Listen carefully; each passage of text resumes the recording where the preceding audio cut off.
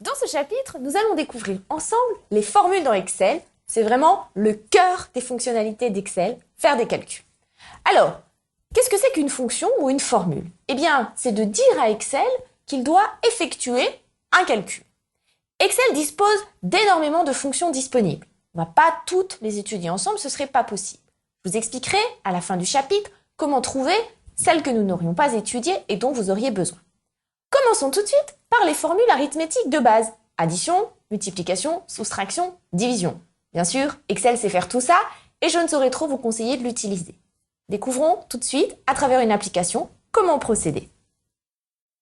Je vais donc utiliser la fonction somme. La fonction somme, c'est la fonction que j'utiliserai le plus souvent dans Excel. Elle est tellement utilisée qu'il y a un raccourci, une icône qui la représente, qui est cette icône-là. Donc pour ceux qui ont fait du latin, c'est la lettre sigma. Et si je clique sur le sigma, vous voyez ce qui apparaît à l'écran, égale somme, ouvrez la parenthèse, B1, 2 points, B5, fermez la parenthèse. Eh bien, ça vous donne tout de suite la structure de la fonction. Toutes les fonctions commencent par égale, pour indiquer à Excel que je vais saisir une fonction. Le nom de la fonction, ici, somme.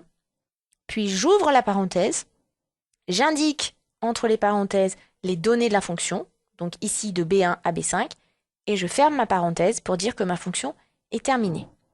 Ici, si je valide, eh bien, j'ai automatiquement le résultat de mon addition. Vous voyez que la fonction somme, elle est vraiment très simple puisque Excel comprend tout de suite de quel chiffre vous voulez faire la somme. Si par exemple, ici, en cellule D3, je voulais faire la somme des 3 premières cellules, ici, eh bien, je cliquerai sur somme et je n'ai qu'à choisir les cellules que je veux additionner en cliquant dessus, B1 à B3, et je valide. Nous allons à présent découvrir ensemble la fonction si. C'est l'une des fonctions les plus utilisées dans Excel. Qu'est-ce qu'elle veut dire? Le mot si induit la notion de condition. On va voir à travers une application comment utiliser cette fonction si, mais retenez déjà le principe. Si je veux inscrire dans une cellule Excel quelque chose, un mot, un chiffre, une lettre, peu importe, eh bien, j'ai dit si, ça veut dire qu'il y a une condition. Je vais donc utiliser la fonction si et lui dire si la condition est réalisée, inscris-moi telle information, sinon, inscris-moi autre chose. Voilà le principe de la fonction si. Voyons à travers une application comment concrètement on utilise cette fonction si. Imaginons que je veuille offrir un cadeau à tous mes clients, mais je veux personnaliser ce cadeau. Je veux offrir par exemple un coffret après rasage aux hommes et un bracelet aux femmes. J'ai donc une condition qui tient au sexe de mes clients. Donc, dans ma colonne K, je vais afficher le cadeau à offrir en fonction du sexe de la personne.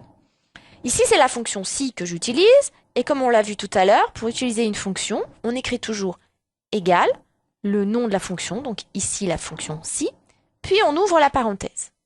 Et vous voyez que quand j'utilise une fonction si, j'ai une petite barre en dessous en jaune qui apparaît et qui me guide. On me dit que la première chose à mettre, c'est le test logique, autrement dit la condition. Eh bien ici, ma condition, elle tient au sexe. Donc je vais cliquer sur la colonne sexe et sur la ligne correspondante, donc ici E3. Donc je vais lui dire que si E3, c'est-à-dire le sexe de cette personne, est égal à masculin, donc c'est ma condition. Si le sexe est égal à masculin, je sépare avec un point-virgule, et ensuite, Excel me dit valeur si vraie, c'est-à-dire qu'est-ce que je dois faire si ma condition est remplie. Eh bien, si ma condition est remplie, c'est-à-dire si en E3 j'ai masculin, je vais écrire coffret après rasage. Voilà, si ma condition est remplie, j'ai expliqué à Excel ce qu'il devait faire. Je vais mettre un point-virgule et faire apparaître le troisième argument de ma fonction si. Et si ma condition n'est pas remplie, c'est-à-dire si en E3 je n'ai pas masculin, eh bien c'est que j'aurai féminin, et je vais donc écrire bracelet. J'ai terminé avec ma fonction si, je ferme la parenthèse. Précision très importante, vous voyez que j'ai mis à plusieurs endroits des guillemets. C'est pour indiquer à Excel que ce que je vais lui préciser, c'est du texte. Il doit écrire coffret après rasage, bracelet. Je valide. Et vous voyez qu'en E3, j'ai masculin et que du coup, j'ai bien coffret après rasage. Si je clique sur ma poignée de recopie pour recopier vers le bas, vous voyez qu'automatiquement, parce qu'ici, il y a féminin, c'est un bracelet. Parce qu'ici, il y a masculin, c'est un coffret après rasage. Comme nous n'avons pas pu étudier toutes les fonctions Excel, je vous propose 2 petites astuces si vous voulez utiliser une fonction que vous ne connaissez pas. Première astuce, utilisez l'aide d'Excel. Elle vous rendra bien des services, quelle que soit votre question, elle fonctionne comme un moteur de recherche.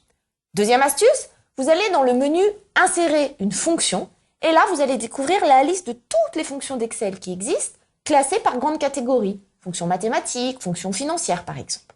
Eh bien, vous n'avez plus qu'à essayer. Vous en choisissez une qui vous semble être celle qui correspond à votre besoin et Excel va vous guider pas à pas sur l'utilisation de cette formule. Dernier petit conseil, c'est en forgeant qu'on devient forgeron, alors n'hésitez pas, essayez, vous n'avez rien à perdre.